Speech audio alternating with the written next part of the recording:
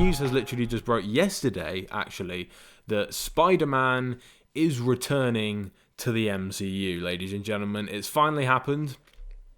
I think just yesterday they announced it, that Kevin Feige has finally arranged a deal with Sony. It's going to happen, ladies and gentlemen. And to be honest with you, I saw it coming. Do you know what I mean? In a way. And I think a lot of people did see it coming, that this was finally going to be sorted out, because the arrangement that they had set out from that point was just ridiculous. Do you know what I mean? A lot of people were saying, how's this going to work? Because it genuinely is. And it is one of those things that some people just kind of sat back and went, you know what? They are going to sort this out. It is going to be a thing that just gets sorted eventually, because there is no way that they can continue making Spider-Man movies when they're not, technically not in the MCU, and Sony's, and they're currently powered by Sony. It just doesn't make sense. Doesn't make sense at all, because at some point Spider-Man will have to talk about Tony Stark. You know, it will have to talk about the Avengers, because it would be weird if he didn't. So, you know, I didn't really understand it to begin with. I was just like, why have they come to this deal? It just does not make sense. But, you know, they had a little spat. You know, they had a little argument over there, and things got a little bit heated, I assume, and they just went, you know what? You want more than 5%? I'm not going to give it to you, okay? We're Sony, we're really rich, we're really powerful, we're going to take Spider-Man. We're going to make our own movies. And that was the current state. And then, you know, things started to cool off. They were like, you know, maybe we made a little bit of a mistake there, you know, maybe we can make some sort of a better deal. And that's what happened. That's how I see it, as what happened. So, yeah, but they finally came to a deal, you know, just Sony Pictures, Marvel, they found a way of, you know, getting the Spider-Man business back together. But it's all thanks to Kevin Feige, really, because I think he's the one that kind of really put things in place and was like, you know what, let's make a better deal here.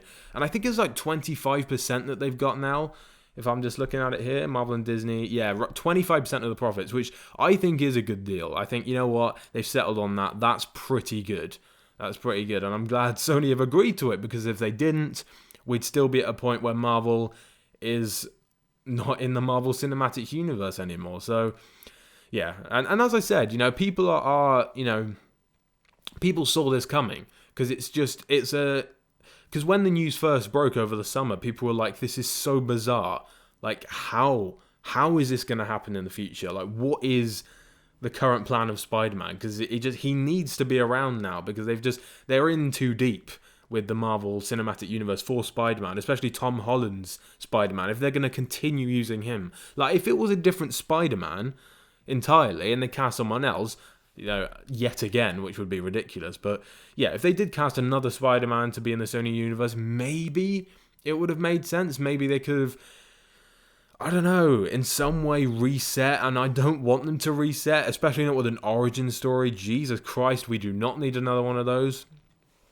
But if they just maybe started again and created a bunch of different narratives, I don't know, but if it wouldn't be part of the MCU, so it would still be a little bit strange after us getting a couple of new Spider-Man movies over the last decade. Like, do you know what I mean? Like, it's just, we've seen Spider-Man in like all of these movies as of recent, so if they were like, okay, we're going to cast a new Spider-Man for the new Sony universe that they've got set up for him, it would be weird, because there would be, like, a lot of people don't read up on this stuff, so they would kind of just be going, where's Tom Holland? Where's he gone? What's happened to him? What's going on here? Who's this guy? Who's this guy? What's going on here?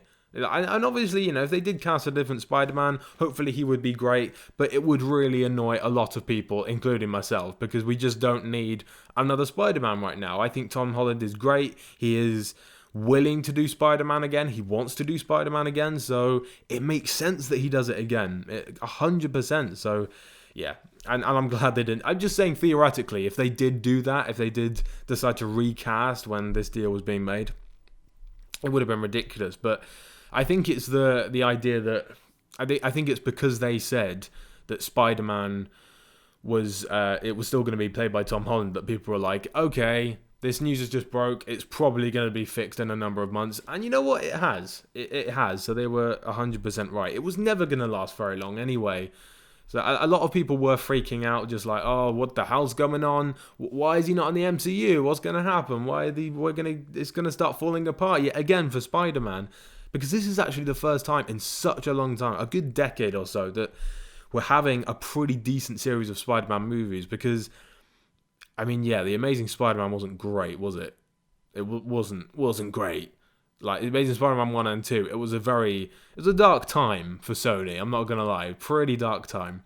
So this is the first time in ages that they're finally getting somewhere with the character, and Tom Holland is doing an incredible job. So and a lot of the people there that made the deal are thrilled with it. They are happy that a deal has been made, and they're going to follow through with it, and a second and third Spider-Man movie has been confirmed. For 2021, that's quite a long way away. A lot of these Marvel movies that they've announced for Phase 4 is like in late 2020, early 2021, or late 2021. It's all so far away, but I do actually remember when it was like that for Phase 3. Like they announced stuff that was going to be years in advance, and we're like, we've got to wait ages for this, and then we've got all of it, so it was really quick. But yeah, as of this Spider-Man stuff, just overall, I think that it's good. I think there's not much else to say about it. It's apparently they said that Pascal actually said that it's going to be taking a much darker turn for Spider-Man. Like after Far From Home, it's gonna get darker essentially, which I'm actually really excited for. I think this is going to be a good way of. Because we've had the lighter side of him with Homecoming, Far From Home, Avengers Endgame, and Infinity War. We saw a lighter side of Spider-Man. I'd like to see him take on an adventure that makes him go down a very darker path. That would genuinely interest me to watch Spider-Man. Because, with the previous two, I was excited for him, and I enjoyed them quite a lot, especially Far From Home. I thought it was a great film, but there was just something about it that wasn't right. I wanted more from the character, and I feel like, I don't exactly know what it is, but I feel like the darker route is the one to take. I think that is 100% the one to go down. So, yeah, this deal looks great. 25%, I'm glad that they agreed to that, to be honest, because 5%, it was like that for years. Marvel were like, no. And then Sony was like, well, you know what? We'll take him then. If that's not what you want, we'll take him. But give him to me. Give him to me, Spider-Man. Let's go. Come on. Let's go make some movies where you don't talk about Tony Stark and the rest of the cast that you've been involved with for the past 5 years or so. Let's go.